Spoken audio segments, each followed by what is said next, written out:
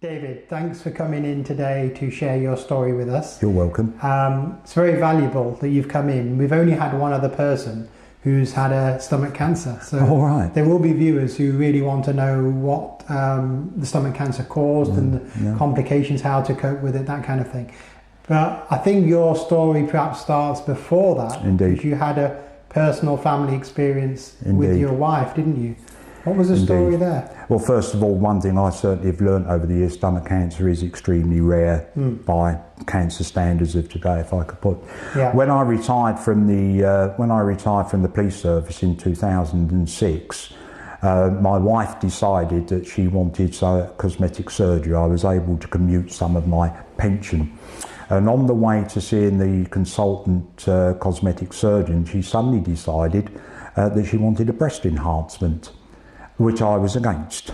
I was happy for what she wanted done, which was liposuction. When we arrived at the cosmetic surgeon in Blackheath Hospital, we sorted out the liposuction, and then my wife actually told the cosmetic surgeon that she wanted a breast enhancement. He asked her, what size does she want to be? She said she wanted to be a 36D. So the cosmetic surgeon, throughout this video I'll mention no names, the cosmetic surgeon said, well, let's have a look, see what you are. And he told her, in fact, Mrs. Stewart, you are a 36D. You are the size that you want to be. Right. However, he also found with his hands something that he wasn't happy with. And it has to be borne in mind at this stage, my wife was three and a half years away before her first mammogram. As that women of, I think, 50 get, she was not there. So as a result of that, the consultant wrote to our GP. My wife was immediately referred to the breast unit at King's College Hospital. They still had trouble finding out what the consultant cosmetic surgeon had found, but eventually found that she did have breast cancer. One of the significances, and which has greatly affected both of us, is that the operation for breast cancer was to be performed on the 28th of February 2006. That was the day I retired from the police service, and it was also the date of our 25th wedding anniversary. So as I'm sure can be understood, the shock of having a breast cancer operation, not only on the day that I retired, but more importantly our 25th wedding anniversary. Fortunately, King's College Hospital understood and brought the operation date forward by 2 or 3 days. But on the day I retired and our 25th wedding anniversary, my wife wasn't too well. But women, when you go and ask for your breast size, be aware you might be the size that you want to be. That's funny.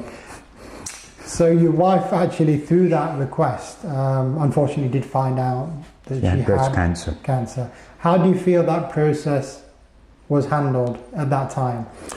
I have to say, unlike myself, which you will hear about later, the breast cancer unit at King's College Hospital was superb.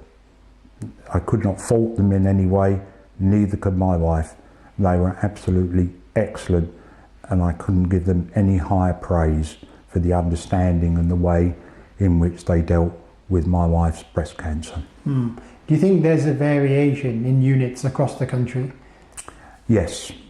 Yes, I think one only has to watch the news with the National Health Service in general as it is at the moment, that there are variations across the country.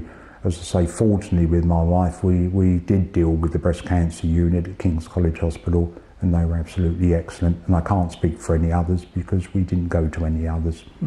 What was her recovery process like after she came home? Very difficult, very difficult. My wife has an image problem. I think it's called body dysmorphia or something along those lines. And of course, having her left breast operated on with the remaining scar shattered her. It really shattered. But having said that, she went forward very positively and attended counselling sessions, and she also attends, and still does even to this day, still attends cancer support centres in my case, of course, it's not only for herself, but also those suffering with cancer, that she also attends the Marlin Reed in Colville. Did she have to fight for those services, or were they offered? They were offered to her. Yeah. Interestingly for yourself, perhaps, Dr. Mitchell, was originally when my wife had the breast cancer operation, there was a support group set up by St Thomas's Hospital, which met every month. Yes. That required a cancer nurse to be present. Due to government cutbacks, that cancer nurse was taken away, and unfortunately the support group folded. Interesting. That's sad to hear, because you know that's happened in other places as well. It's a shame when resources are cut like that, definitely. But the Marlin Reed, of course, is a different kettle of fish altogether, and it doesn't require a cancer nurse to be present there, so she's happy to go there. But she, again, as I say, she's there more for support for those with cancer, i.e. me.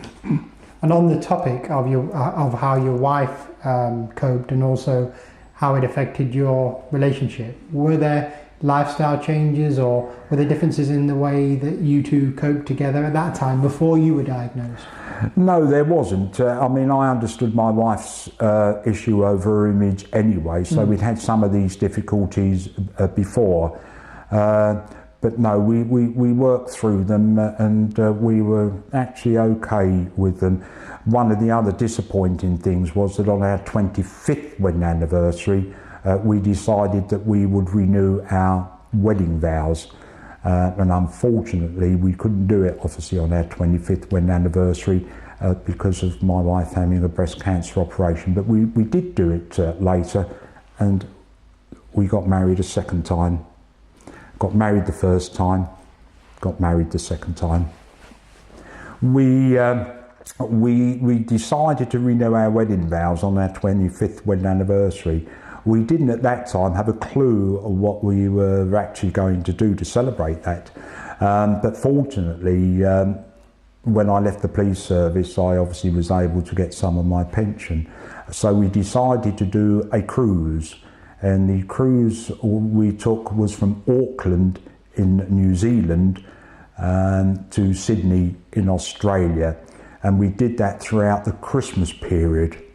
And the interesting thing was that if you don't know, you actually get 2 New Year's Eve celebrations. When we left New Zealand to go across to Tasmania on the way to Australia, we had one New Year's Eve, but when we crossed the national date line, we then had another. So we've had 2 New Year's Eves in our lifetime. That sounds like a cruise worth taking, definitely.